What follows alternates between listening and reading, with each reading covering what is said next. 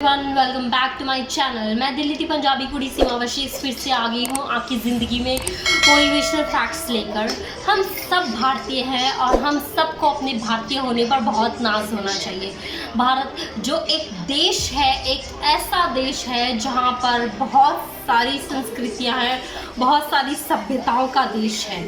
Even दुनिया के बहुत सारे महान लोगों ने भारत की यात्रा की, इसकी महान सभ्यता और संस्कृति के बारे में जानने की।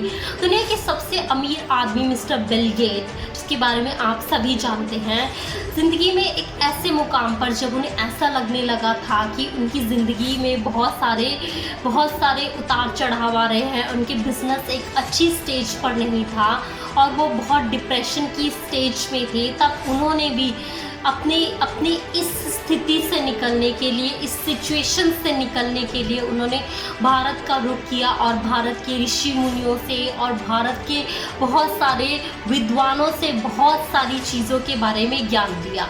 मार्क जकरबर्ग, स्टीव जॉब, इन सब लोगों ने भारत का रुख किया और भारत की महान संस्कृति और सभ्यता के बारे में जाना।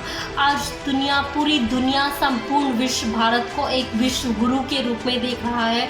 भविष्य में ऐसा ही होने वाला है कि भारत इस दुनिया के सामने एक विश्व गुरु के रूप में आएगा। लेकिन इसके लिए आज हमारे देश को ज्योतिषियों की आवश्यकता नहीं, हमारे देश को ज़रूरत है तो द्रोणाचार्य जैसे गुरुओं की, हमारे देश को ज़रूरत है कृष्ण जैसे विजनरियों की, हमारे देश को ज़रूरत है एकलव्य जैसे शिष्यों की, हमारे देश को आवश्यकता है अपने हुनर, अपने वेदों पर, अपने कुरानों पर, उसमें दिए हुए मानवता के ज्ञान पर काम करने के लिए। मुझे नहीं पता कितने लोग ऐसा जानते हैं कि हमारे वेदों में हर एक प्रॉब्लम का सल्यूशन लिखा हुआ है, पर हम खुद उस संस्कृति के लोग होकर अपनी संस्कृति पर, अपनी चीज़ों पर, अपनी सभ्यता पर यकीन नहीं करते और हम सब दूसरे देशों की सभ्यता और संस्कृति को अपनाने में लगे हुए हैं।